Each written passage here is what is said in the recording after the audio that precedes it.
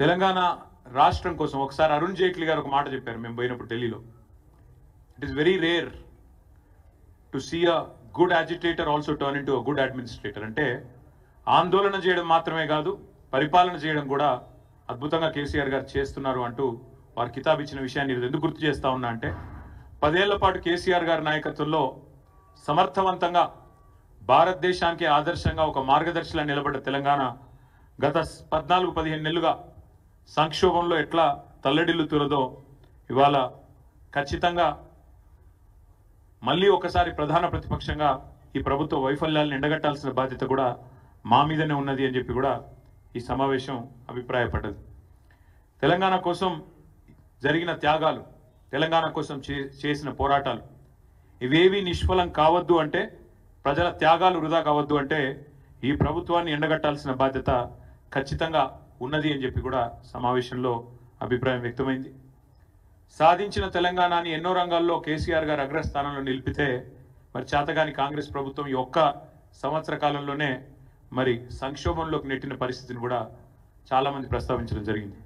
అందుకే తెలంగాణలో 430 మంది రైతుల ఆత్మహత్యలు, 57 మంది పిల్లలు గురుకులాల్లో చేసుకున్న ఆత్మహత్యలు, ఆటో డ్రైవర్లు 100 పైగా జరిగిన ఆత్మహత్యలు, 30 పైగా నేత కార్మికుల ఆత్మహత్యలు, నిన్న మొన్న రియల్ ఎస్టేటు వ్యాపారుల ఆత్మహత్యలు కూడా ఏవైతే చూస్తూ ఉన్నామో వీటన్నిటి గురించి కూడా చాలా వివరంగా చర్చ జరిగింది.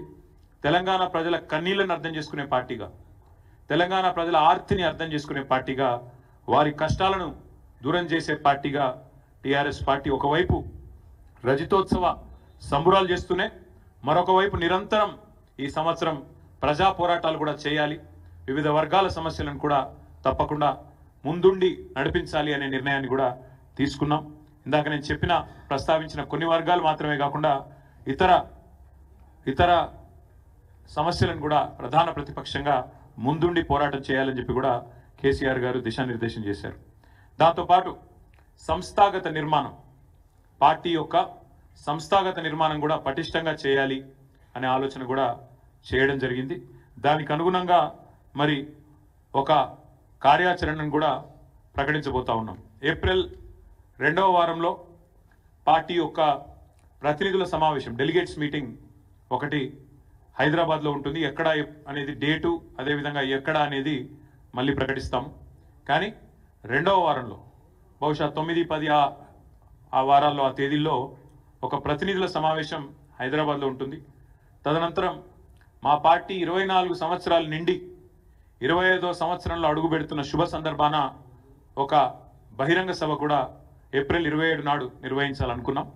అది కూడా ఎక్కడ అనేది కూడా మళ్ళీ స్థలం ఎక్కడ ఏ జిల్లాలో ఉండబోతుంది అనేది కూడా మళ్ళీ ప్రకటిస్తాం. ఒక 4-5 రోజుల తర్వాత ప్రకటిస్తాం. అదేవిధంగా 12 నెలల పాటు రజతోత్సవ సంవత్సరంలో 12 నెలలు కూడా వివిధ రకాల కార్యక్రమాలు వివిధ వర్గాలతో మమేకమయ్యే విధంగా చేయాలి అనే ప్రతిపాదన చాలామంది మిత్రులు చేశారు.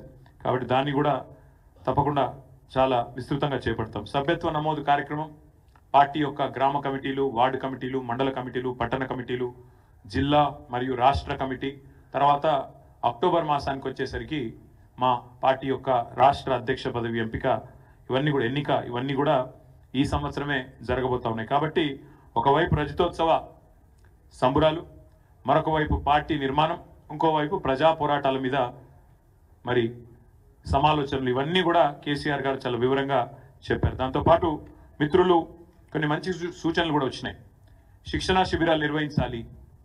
మన పార్టీ కార్యకర్తలకే కానీ, విద్యార్థి విభాగమే కానీ, ఫ్రంటల్ ఆర్గనైజేషన్స్ అయిన మహిళా విభాగం, మైనారిటీ విభాగం, కార్మిక విభాగం, వీరందరినీ కూడా యాక్టివేట్ చేయాలి.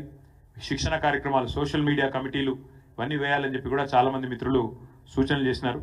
మరి వాటిని కూడా దాదాపు ఇందాక నేను చెప్పినట్టు 30 మంది మిత్రులు ఎవరెవరైతే మాట్లాడినారో ఇవన్నీ కూడా చాలా వివరంగా చర్చ జరిగింది. అదేవిధంగా చాలామంది ప్రజా సమస్యలు కూడా చాలా విస్తృతంగా చెప్పారు. ఇంకా ఎండాకాలం రానేలేదు, కరెంటు కోతలు, తాగునీటి ఇబ్బందులు, విద్యా వైద్యం విషయంలో దారుణ వైఫల్యం, ఇవన్నీ కూడా ఇవాళ ప్రజలు ఎత్తి చూపుతా ఉన్నారు. వాటి విషయంలో కూడా విస్తృతమైన చర్చ జరిగింది. అదే మాదిరిగా ఈరోజు ఈ ప్రభుత్వం కేంద్రం మీద పోరాటం చేయడంలో, మన హక్కులను కాపాడడంలో విఫలమైతుంది అనే మాట కూడా ఇవాళ సమావేశంలో చర్చకు వచ్చింది. ముఖ్యంగా కృష్ణా జలాల విషయంలో కాంగ్రెస్ పార్టీ, కాంగ్రెస్ ప్రభుత్వం రాష్ట్ర ప్రయోజనాలతో చెలగాటమాడుతున్నదనే మాట కూడా మిత్రులు నల్గొండ జిల్లాకు సంబంధించి జగదీష్ రెడ్డి గారు, మహబూబ్నగర్ సంబంధించి నిరంజన్ రెడ్డి గారు, ఇంకా శ్రీనివాస్ గౌడ్ గారు, ఇతర మిత్రులు కూడా ఈ విషయంలో చాలా విస్తృతంగా వారు కూడా చర్చ పెట్టడం జరిగింది. ఈ అంశంలో కూడా ఖచ్చితంగా కృష్ణా జలాల విషయంలో తెలంగాణకు గనక ఈ కాంగ్రెస్ ప్రభుత్వం అన్యాయం చేసేదానికి ఇదే మాదిరిగా ప్రేక్షక పాత్ర వహిస్తూ కేంద్రం మీద పోరాటానికి నడుం బిగించకపోతే మా పార్టీ తరఫున తప్పకుండా కార్యాచరణ కూడా రూపొందిస్తాం, పోరాటాలు కూడా చేస్తాం. అట్లాగే ఇవాళ ఈ రాష్ట్రంలో ఒక విచిత్రమైన పరిస్థితి కనబడుతూ ఉంది. ఎందుకంటే 8 మంది బీజేపీ పార్లమెంట్ సభ్యులు ఉన్నప్పటికీ 8 పైసలు కూడా మనకు బడ్జెట్లో వచ్చిన పరిస్థితి లేదు.